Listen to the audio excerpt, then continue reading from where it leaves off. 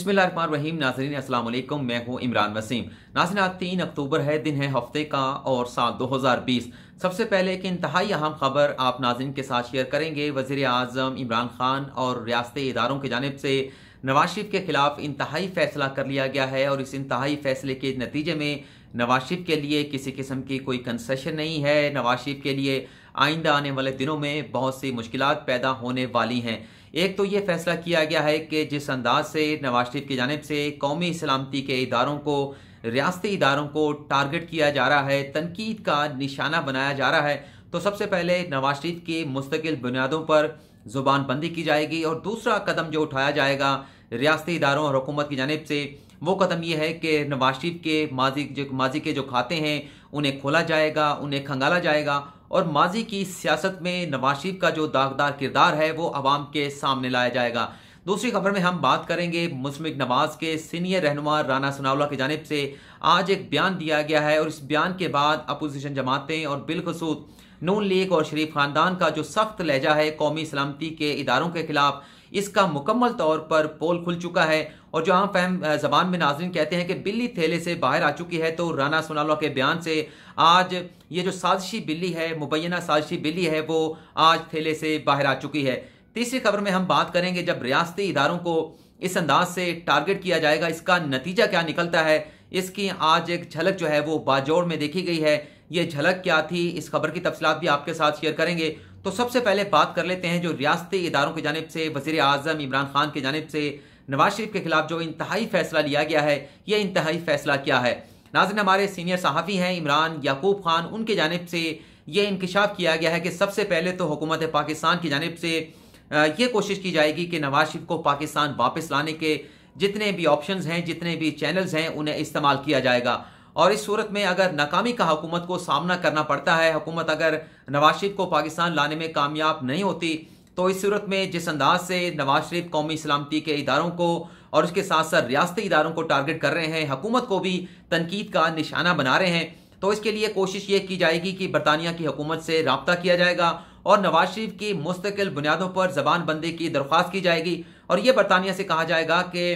जो बरतानिया की ज़मीन है वो पाकिस्तान के खिलाफ, पाकिस्तान की हुकूमत के खिलाफ, पाकिस्तान के कौमी सलामती के इदारों के खिलाफ इस्तेमाल की जा रही है। बरतानिया से बैठकर एक ऐसा शख्स जो इश्तिहारी भी है, जो मुजरिम भी है और जिसकी जुबानबंदी पाकिस्तान में की जा चुकी है, पैमरा की जानिब से पाबंदी लगाई जा चुकी है, वो बरतानिया की सरजमीन इस्तेमाल कर रहा है और कौमी सलामती के इदारों को और पाकिस्तान की हुकूमत की तजलील कर रहा है, तौहीन कर रहा है। तो इस जो चीज़ है इसको रोका जाए। नाज़रीन अजान का सिलसिला शुरू है, अजान के बाद दोबारा आपकी खिदमत में हाजिर होते हैं।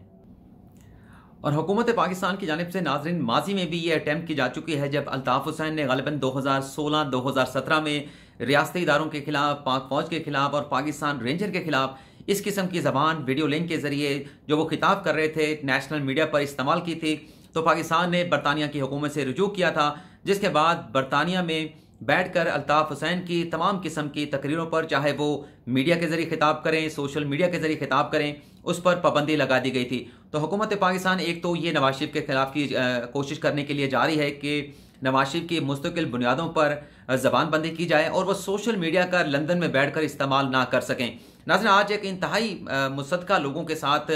बड़े अहम लोगों के साथ मेरी मुलाकात हुई, जिसमें यह बताया गया कि नवाज शरीफ की जानिब से जो इस किस्म की तकरीरें की जा रही हैं, इसका मकसद यह है कि नवाज शरीफ डिवाइड करना चाहते हैं कौमी सलामती के इदारों को। और यह पॉइंट आउट किया गया उस अहम शख्सियत की जानिब से कि एक तो नवाज शरीफ ने जो अपनी आखिरी तकरीर की है जिसमें यह कहा कि वह पाक फौज की खिदमत करना चाहते हैं, पाक फौज की खिदमत से सरशार हैं और अगर फिर भी मौका मिला तो वो पाक फौज की जिस तरह से माजी में खिदमत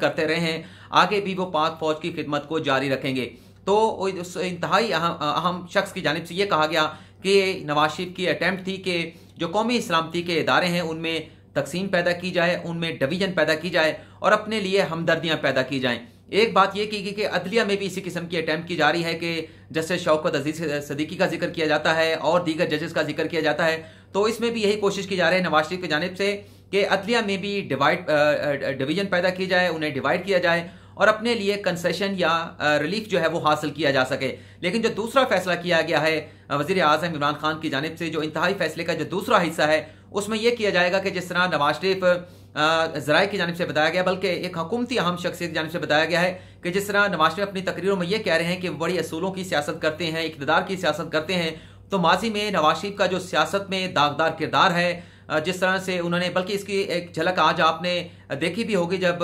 शहबाज गिल जो है मीडिया से खिताब कर रहे थे, जिसमें यह कहा गया था कि किस तरह से नवाज शरीफ ने माजी में मोहम्मद खान जुनेजो जो कि एक मुंतखब वज़ीर आज़म थे, उनकी पीठ में छुरा घोंपा और अपने सियासी मकासद हासिल करने की कोशिश की। तो इसी तरह से किया जाएगा कि माजी की सियासत में जिस तरह से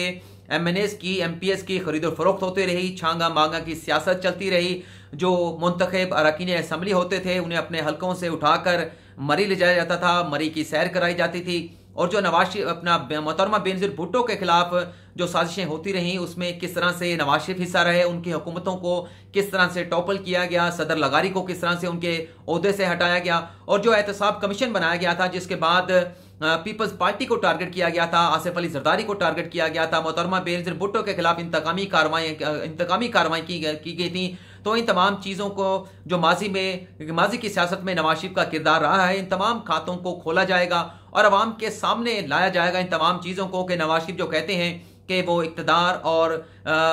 इक़्तिदार की सियासत करते हैं, असूलों की सियासत करते हैं, तो माजी में जो इनका किरदार रहा है साजिशी सियासत के हवाले से वो अवाम के सामने रखा जाएगा। दूसरी खबर में जैसे मैंने बताया कि राना सनाउल्लाह की जानिब से आज एक ये बयान दिया गया जब वो अपनी ट्रायल कोर्ट में जो मंशियात का उनके खिलाफ एक, मैं वाज़े तौर पे कहूंगा, बहुत सारे दोस्त हमारे नाराज हो जाते हैं कि भोंडा किस्म का जो केस राना सनाउल्लाह के खिलाफ बनाया गया है, इस केस में अदालत में पेशी के बाद आए और उनकी जानिब से जो मीडिया से खिताब किया गया और ये siyaasat.pk पर बाकायदा रिपोर्ट किया गया जिसमें बताया गया है कि राना सनाउल्लाह ये कहते हैं कि जो हो चुका है वो हो चुका है, अब वो वापस नहीं हो चुका, वो रिवर्स नहीं हो सकता। उनकी जानिब से कहा गया कि अब आगे चलें, डायलॉग करें, मुज़ाकरात की टेबल पर बैठते हैं, चीज़ों पर चल के बात करते हैं। तो नाज़रीन, ये जिस किस्म का स्टेटमेंट राना सनाउल्लाह की जानिब से दिया गया जिसमें यह भी कहा गया कि हमारी क़यादत के खिलाफ, हमारी जमात के खिलाफ जो भी मुकदमात बनाए गए हैं वो झूठे हैं, उसमें किसी किस्म की कोई सदाकत नहीं है। तो आज राना सनाउल्लाह के इस बयान से ये चीज़ तो वाज़ेह हो जाती है कि जो नवाज शरीफ की जानिब से जो बयानात दिए जा रहे हैं जिसमें वो कहते हैं रियासती इदारों की बात करते हैं, हुकूमत के खिलाफ बात करते हैं, माजी के कुछ किस्सों का तज़किरा करते हैं, माजी के कुछ वाक़यात की वो बात करते हैं, तो आज के इस स्टेटमेंट से, राना सनाउल्लाह के इस बयान से ये लगता है कि इसमें भी सियासत की जा रही है, जिसमें कौमी सलामती के इदारों को टारगेट किया जा रहा है, हुकूमत को टारगेट किया जा रहा है। लेकिन सियासत का मकसद यही है कि हमें रिलीफ मिल सके, हमारे साथ कंसेशन की जा सके और हमारे साथ पावर शेयरिंग की जाए और हमारे जितने भी केसेस हैं जिस तरह से राना सनाउल्लाह ने जिक्र किया है, इन तमाम मुकदमात को ख़त्म किया जाए। तो नाज़रीन, मामला साला यही चल रहा है और बिल्ली थैले से बाहर आ चुकी है। जिस तरह से कहा जा रहा है कि बहुत बड़ा तसादम होने वाला है, अपोजिशन जो है, मुश्तरका अपोजिशन हुकूमत के खिलाफ तहरीक चलाने का बाकायदा फैसला कर चुकी है। नाज़रीन, फैसला तो हो चुका है और अपोजिशन का बाकायदा ये एक हक भी है, अगर वो एक आइन की हदूद के अंदर रहते हुए हुकूमत के खिलाफ एहतजाज करते हैं तो ये हर बंदे का, हर जमात का बुनियादी हक है। लेकिन अगर इस एहतजाज के जरिए, इस रैलियों के जरिए, धरनों के जरिए अगर हुकूमत को गिराने की कोशिश की जाती है तो इसकी ना तो कोई पाकिस्तान का आइन इजाज़त देता है, ना पाकिस्तान का कानून इजाज़त देता है।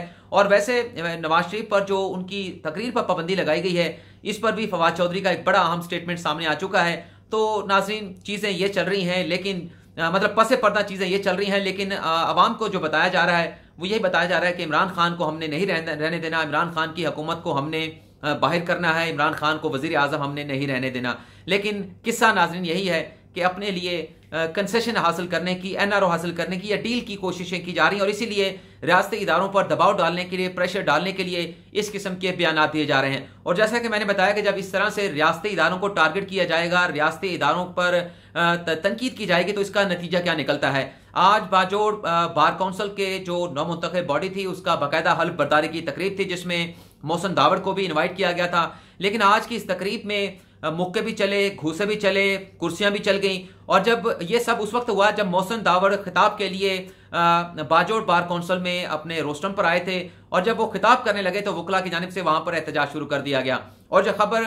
रिपोर्ट की गई उसमें यह बताया गया है कि बहुत सारे वकला मोहसिन दावड़ के इस खिताब के ऊपर, इस तकरीब में मदऊ करने पर उनकी जानिब से एतराज उठाया गया था, लेकिन उन्हें बुला लिया गया। लेकिन जब यह वाकया पेश आया, क्योंकि वकला का यह मौक़िफ़ था जिन्होंने एहतजाज किया और उसके बाद वहां पर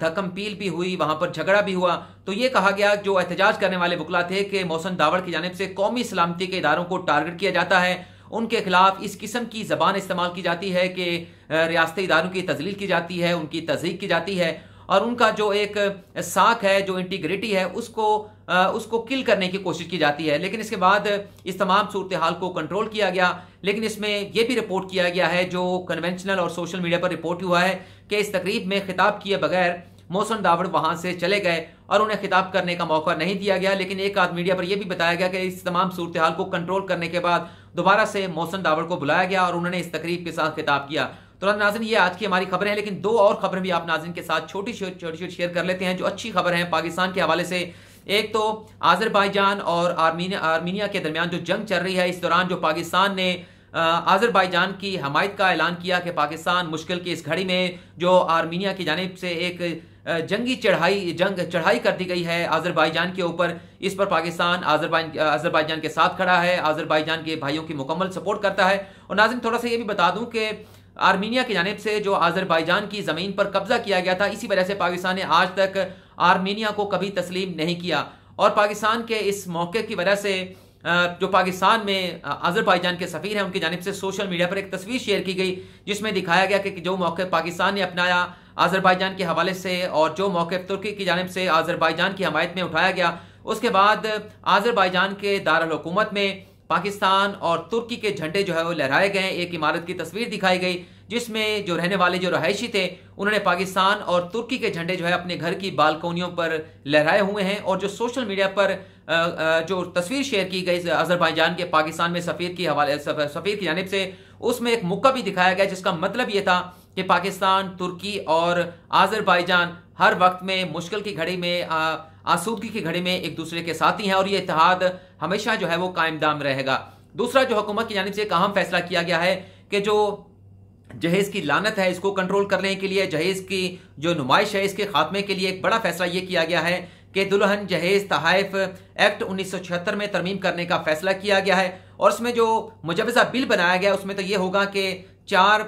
तोले सोने से ज्यादा जो है, मतलब इसकी जितनी भी मालियत बनेगी, 4 तोले सोने की जितनी कीमत बनेगी, इससे ज्यादा जहेज जो है वो किसी दुल्हन को नहीं दिया जाएगा। और शादी के अखराजात भी 4 तोले सोने की कीमत से ज्यादा नहीं होंगे। और अगर खातून को, दुल्हन को तलाक दी जाती है तो इस सूरत में भी जितने भी जो निकाह नामा होगा उसमें जहेज की जो कीमत होगी वो भी लिखी जाएगी। जो तोहफ़ वालिदैन की जानिब से, रिश्तेदारों की जानिब से दुल्हन को दिए जाएंगे, उनकी कीमत भी लिखी जाएगी। तो तलाक की सूरत में वो तमाम जो तोहफ़ या जहेज हैं या उसकी कीमत के बराबर जो भी रकम बनेगी वो दुल्हन को वापस की जाएगी। और इसके साथ साथ इस मुजवजा बिल में ये बात भी शामिल की गई है कि इस शादी की तकरीब में दुल्हन को जितने भी तोहफ़ रिश्तेदारों की जानिब से दिए जाएंगे वो 1000 के मालियत से ज्यादा नहीं होंगे। और इस बिल के ऊपर बलूचिस्तान ने भी, खैबर पख्तूनख्वा ने भी अपनी आमादगी का, रजामंदी का इजहार किया है। पंजाब और सिंध ने भी इस पर अपनी कंसेंट दे दी है। लेकिन कुछ तजावीज़ सिंध और पंजाब की जानिब से दी गई हैं, तो उन्हें भी इस बिल में इनकॉर्पोरेट किया जाएगा, शामिल किया जाएगा। तो एक बड़ी अहम अच्छी कोशिश जो है वो हुकूमत पाकिस्तान की जानिब से की जा रही है ताकि जो वालिदैन हैं, जिनकी बच्चियां हैं, उन्हें अपनी बेटियों की शादी में किसी किस्म की मुश्किलात का सामना न करना पड़े। और जो जहेज की लानत या लत भी जिसको कहते हैं, जो बढ़ती जारी है, बेटे वालों की जानिब से मुंह फाड़ कर जहेज मांग लिया जाता है और पता नहीं क्या क्या मांग लिया जाता है जहेज की मद में। तो इन तमाम चीज़ों का खात्मा करने के लिए हुकूमत एक अच्छा इकदाम करने के लिए जा रही है। तो हुकूमत की सताइश होनी चाहिए, हुकूमत की तारीफ होनी चाहिए। तो ये नाज़रीन आज की हमारी खबरें हैं। फिलहाल आपसे इजाज़त चाहेंगे। अल्लाह हाफिज़।